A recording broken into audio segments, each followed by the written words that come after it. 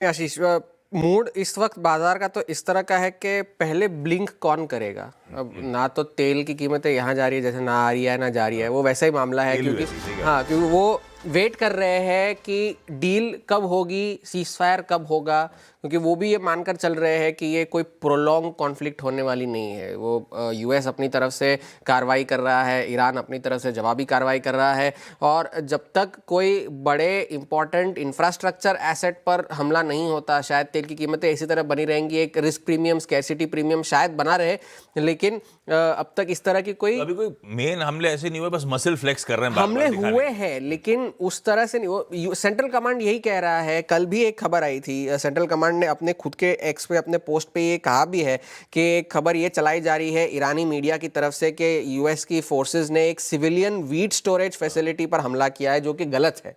हमने ऐसा कोई हमला नहीं किया, हमने सिर्फ सैन्य ठिकानों पर हमला किया है और उनकी जो ड्रोन कैपेबिलिटीज़ है, मिसाइल कैपेबिलिटीज़ है, वहाँ हमला किया है। बंदर अब्बास में, केशम आइलैंड्स में, बुशहर में, खौरमुज में और इन सभी जगहों पर हमने हमले किए हैं।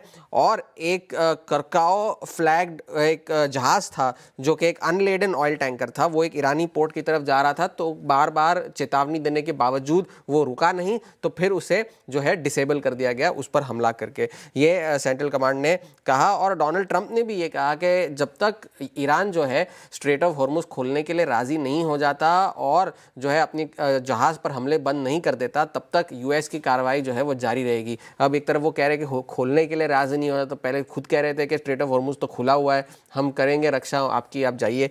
फिर बाद में उन्होंने ये भी कहा कि ईरान समझौता करने के लिए तैयार है, बेताब है, जबकि रिपोर्ट्स ये कह रही है कि ईरान ने इस बात को खारिज कर दिया है। और उन्होंने बाकायदा एक्सियोस का नाम लेते हुए भी ये कहा है कि एक्सियोस डोनाल्ड ट्रंप के इशारे पर बाजार को मैनिपुलेट करने की कोशिश कर रहे हैं। और फिर जाकर के जो है अब तक कोई तरह का कन्फर्मेशन उनकी तरफ से नहीं आया कि उन्होंने यूएस के सामने बातचीत की पहल की है या नहीं की है।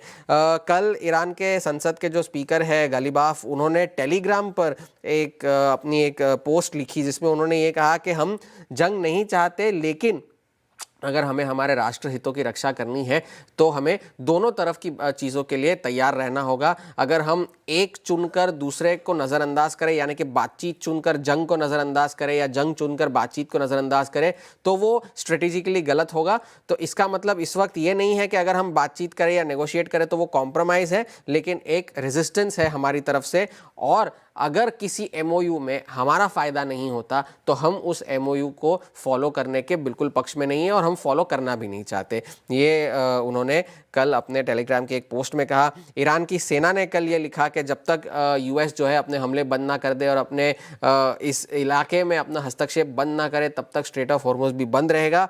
और यूएस को ये बात माननी होगी कि स्ट्रेट ऑफ हॉर्मुज में सिर्फ ईरान की गवर्नेंस होगी और वही जो है उस चीज़ को चलाएंगे। और साथ ही साथ उन्होंने आईआरजीसी ने एक चेतावनी भी दी है कि अगर खाड़ी देशों के एक्सपोर्ट्स और खाड़ी देशों के जो तेल और उसके सारे एसेट्स हैं वो अगर हमारी तरफ से नहीं हुए तो वो किसी की तरफ से भी नहीं होंगे। ये बात उन्होंने फिर से चेतावनी में दी है। और ईरान की सेना ने यह भी कहा है कि यूएस के हमलों में 30 नागरिकों की फिलहाल जो है वो मौत हुई है। तो जंग के फिलहाल तो अपडेट्स यही है। बाजार का सेशन कल मिला जुला सा ही था। मॉर्गन स्टैनली के कल नतीजे आने थे, अनुमान मुताबिक अर्निंग्स बीट ही थी। ट्रेडिंग रेवेन्यू फिर से 69 जो है फीसदी बढ़कर आया साल दर साल, और स्टॉक वहाँ पर भी अपने पियर्स के जैसे लाइन पे चलते हुए 52 वीक हाई पर जाकर के बंद हुआ। कल होलसेल इन्फ्लेशन के आंकड़े आने थे और रिटेल इन्फ्लेशन की तरफ वो भी जो है नेगेटिव में ही आया है, इसीलिए वो डॉलर इंडेक्स और वो यील्ड कूल ऑफ हो रही है। जी, तो उस वजह से, क्योंकि वो भी नेगेटिव ही आया है। और फ्लैट 0% के अनुमान थे, -0.3 आया है, लेकिन साल दर साल का आंकड़ा अगर आप देखें तो अभी भी वो 5.5% पर बना हुआ है। और केविन वॉर्श ने कल अपनी टेस्टिमनी में फिर से ये कहा कि मैंने डोनाल्ड ट्रंप को जो है बार बार ये कहा है कि मैं एक स्वतंत्र प्रभार का आदमी हूँ, अगर आप मॉनेटरी पॉलिसी में इंटरफेयर करने की कोशिश करेंगे तो आप कामयाब नहीं होंगे। ये उन्होंने अपनी टेस्टिमनी में कल ये कहा। लेकिन फिर बाद में फिर से डोनाल्ड ट्रंप ने ये कहा कि मैं केविन वॉर्श की बड़ी इज्जत करता हूँ, लेकिन उनका जो बोर्ड है वो काफ़ी हॉस्टाइल है, वो शायद उन्हें, उनके पुराने दोस्त हैं ना, हाँ, बोर्ड हॉस्टाइल है और वो उन्हें ब्याज दरें कम नहीं करने देंगे।